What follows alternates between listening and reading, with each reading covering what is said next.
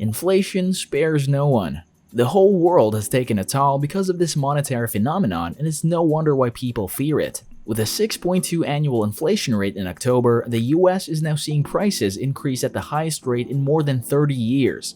Though some economists and other financial experts reassure us by saying that the current rate of inflation is nothing to worry about, shoppers are still bracing themselves for shock. Americans, especially the less fortunate, struggle with the apparent increase of the prices of goods. As this continues to go on, inflation has become a national dilemma. But how does this affect investors? And what is Warren Buffett's advice on how and what to invest on during inflationary periods? This is what we'll dive into on today's video. The main point of investing is to get more money back from the money that we risk. However, when we put inflation and investing in the same sentence, we should think about the latter like this. We're giving up a certain amount of buying power now in order to have more of it in the future. In other words, you're thinking about real returns. That is what Warren Buffett talked about in 1979. He said, a few years ago, a business whose per-share net worth compounded at 20% annually would have guaranteed its owners a highly successful real investment return. Now, such an outcome seems less certain. The inflation rate, coupled with individual tax rates, will be the ultimate determinant as to whether our internal operating performance produces successful investment results. That is a reasonable gain in purchasing power from funds committed for you as shareholders. Just as the original 3% savings bond, a 5% passbook savings account, or an 8% US Treasury Note have, in turn, been transformed by inflation into financial instruments that chew up, rather than enhance purchasing power over their investment lives. A business earning 20% on capital can produce a negative real return for its owners under inflationary conditions not much more severe than presently prevail. Warren Buffett wrote this in 1978 for the shareholders of Berkshire Hathaway, and by this time, inflation rates were only at 11.35%. It's astonishing to view investments from a purchasing point of view.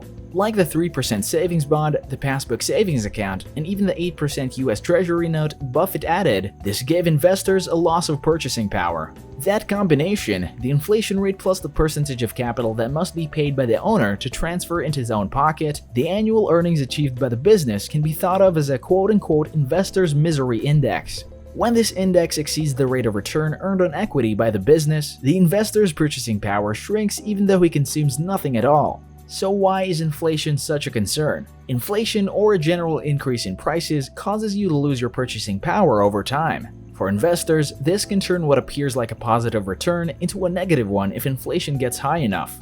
Owning a bond paying 5% interest annually may sound like a solid investment, but if inflation reaches 6%, your real return goes negative. As you see, inflation is a bad time for investors. Because if you consider the rate of inflation or the annual percentage loss of purchasing power, and you add that with paying taxes with capital gains and tax, then the real return of your investment could end up negative even with your business going steady. In an analogy by Warren Buffett in 1980, he said, the average tax-paying investor is now running up a down escalator whose pace has accelerated to the point where his upward progress is nil. However, outside the investor category, inflation is also not a good time for businesses too. Inflation also takes away their purchasing power. Now, to keep your business running, you definitely need to buy materials and necessities. If all of this becomes a little bit too expensive, then that's a legit crisis right there. To make things work, businesses might pay the higher price to operate, but this means they're gaining less profit. Either that or they'll have to increase their prices and hope that their sales don't plummet down.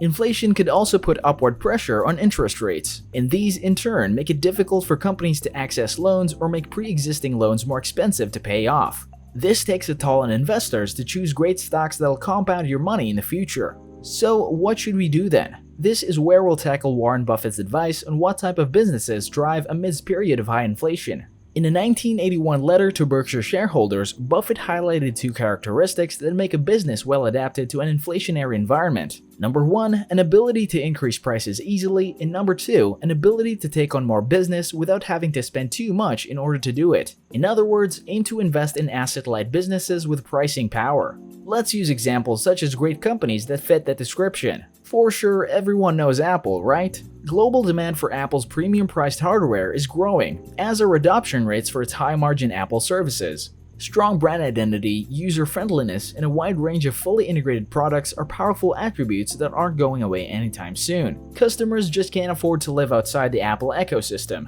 That gives the tech giant more freedom to play with pricing as inflation spikes. The company's latest M1 chips will gradually replace Intel CPUs in every single Mac, underscore its commitment to constant innovation. Apple's ability to pass rising costs to a global consumer base without significant loss of sales volumes is undeniable. Warren Buffett has allowed Apple to grow 40% of Berkshire Hathaway's investments portfolio for good reason. The business just keeps growing profits through all economic cycles.